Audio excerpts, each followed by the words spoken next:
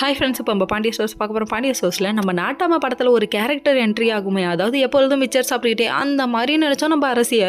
இப்போ பார்த்தா இந்த பொண்ணு அதிரடி அரசிடா, என்னான்னு புழுங்கல் அரசியான்னு சும்மா வேற லெவலில் காமிக்குது.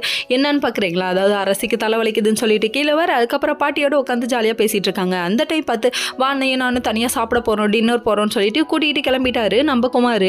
தம்பி எங்கே கூப்பிட்டு போகிறாப்லான்னு பார்த்தா ஒரு அடர்ந்த காடாம். அந்த காட்டுக்குள்ளே தனியாக நடந்து போகணுமா, பேய் வருமா. இந்த பேய்க்கு அதெல்லாம் கேள்விப்பட்டிருப்பீங்களா சின்ன பிள்ளையில?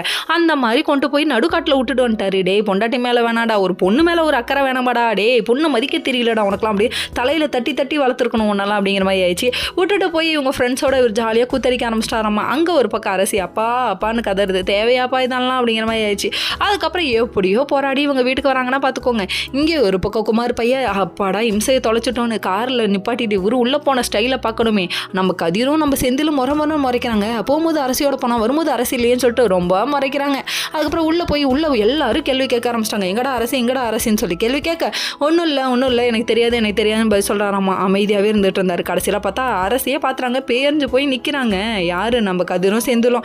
என்னடா அது இவ தனியாக வராளேன்னு சொல்லிட்டு சந்தேகப்படுறாங்களாமா. யோசிங்க நல்லா யோசிங்க. வீட்டில் வந்து பார்த்தோன்னே நம்ம குமார் பயலுக்கு உடலங்க மூஞ்சில். கடைசியில் இவளை தொலைச்சிட்டு வந்தோம். இவன் நம்ம உயிரை வாங்கிறதுக்குனே பின்னாடியே வருவாள். அவ்வளோ சீக்கிரம் விட்டுருவானா நான்? உன்னை விட மாட்டேன். நீ என்ன பண்ணுவ? அந்த மாதிரி ஆயிடுச்சு ரியாக்ஷனு. கடைசியில் தம்பி மாட்டிக்கிட்டாப்ல. அதுக்கப்புறம் அவங்க அம்மா போட்டு வெளுத்து வாங்கிட்டாங்க. இந்த வயசுல இவ்வளோ அடி வாங்குறியப்பா?